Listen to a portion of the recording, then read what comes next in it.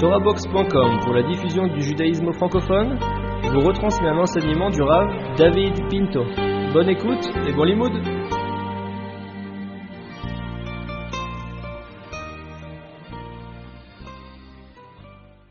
En résumé, l'histoire de Eliezer, Eved Abraham, sa rencontre avec Rivka et son retour.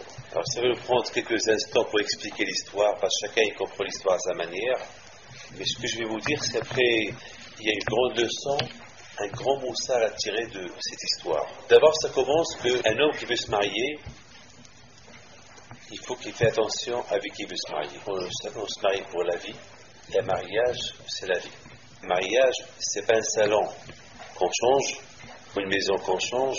Un mariage, c'est la vie. Et lorsque quelqu'un veut se marier, il faut qu'il fasse beaucoup attention qu'il ne fasse pas d'erreur. Parce que l'erreur, elle peut lui coûter très cher. L'erreur, cette erreur-là, elle est impardonnable. Un homme peut faire faillite, il peut recommencer son commerce. Mais une femme, ça ne se change pas. Déjà, vous savez très bien, déjà il faut divorcer. Les avocats et vous savez, les procédures du divorce, c'est pas très facile. Et cassement de tête, et parfois il y a des pressions nerveuses à cause de ça, et les conséquences, vous savez, je suis bien placé pour vous dire, les problèmes du divorce, ils sont pas faciles. Bon, donc Abraham, Avinu alav shalom, il fallait qu'il trouve une fille très bien pour son fils Yitzhak. Pourquoi? Déjà, Abraham, c'est le patriarche. Abraham Avinu, il sait que de lui, Am Israël n'est pas sortir. Am Israël, c'est pas n'importe quel peuple. Il a sa culture, sa religion et surtout la foi en Dieu. Pas d'hypocrite. Être émet, juste, être juif, c'est pas facile. C'est très dur. Donc il faut une femme qu'elle est réserve, qui peut soutenir son mari dans la Torah, dans l'accomplissement des mitzvot. C'est pas facile. Donc Abraham, Avinu alav shalom, c'était très important pour lui de trouver une femme idéale pour son fils. Il sait très bien que dans la terre de Canaan, les femmes là-bas, ils sont pas bien. À part qu'ils sont idolâtres, prenons un l'exemple de Sodome et Gomorrhe. Vous savez, c'est pas fait que je vous raconte l'histoire de Sodome et Gomorrhe que Dieu a détruit, parce qu'ils étaient vraiment des Risharim.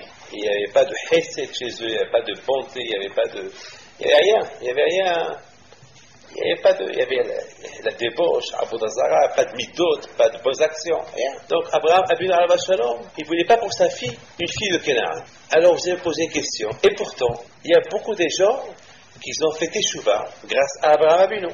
Et que ces gens-là, ils ont des filles. Et ces filles-là, ils sont bien. Ah, pourquoi Abraham il n'a pas pris une de leurs filles?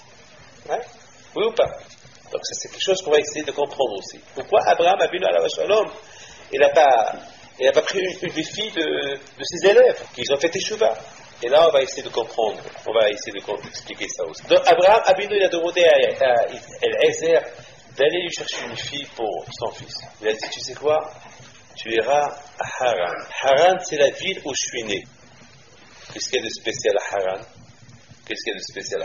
Haran, c'est l'Irak d'aujourd'hui. C'est Aram, Naharaim, c'est Babel, Bagdad, tout ça. Qu'est-ce qu'il y a de spécial là-bas?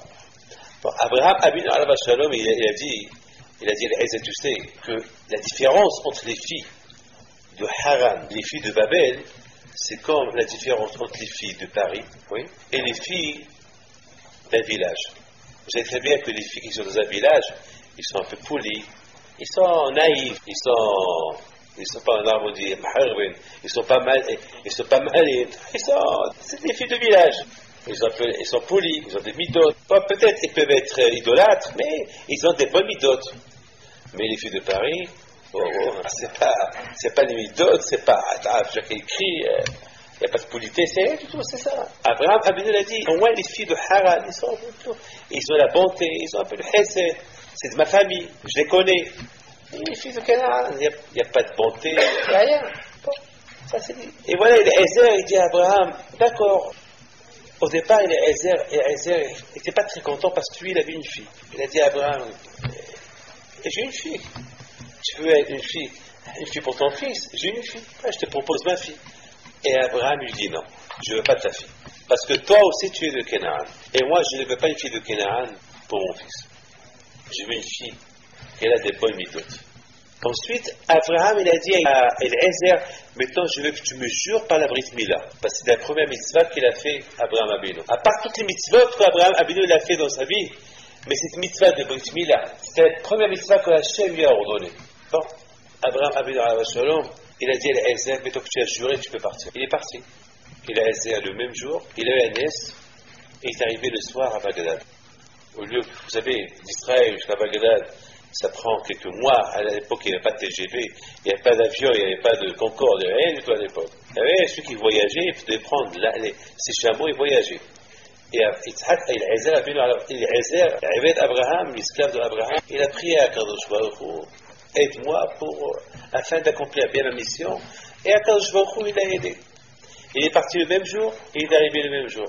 En résumé, la première fille qu'il a rencontrée, c'était qui? C'était Rivka. Parce que Eliezer a dit, bon Olam,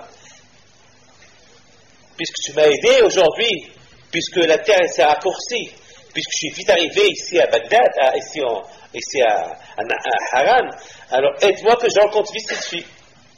Qu'est-ce qu'il a demandé? Il n'a pas demandé une belle fille. Il n'a pas demandé une fille qu'elle a une fille grande de taille, une fille avec les cheveux longs, les yeux bleus. Non. Il a dit, la fille que je dois rencontrer et qu'elle sera le mazal de Yitzhak, je veux une fille qu'elle a l'amour du prochain. Une fille qu'elle est comme Abraham, qu'elle a l'amour du prochain, la bonté, avoir un bon cœur. Que lorsque je lui demander à me donner à boire, elle va me donner à boire. Vous allez vous poser tous une question.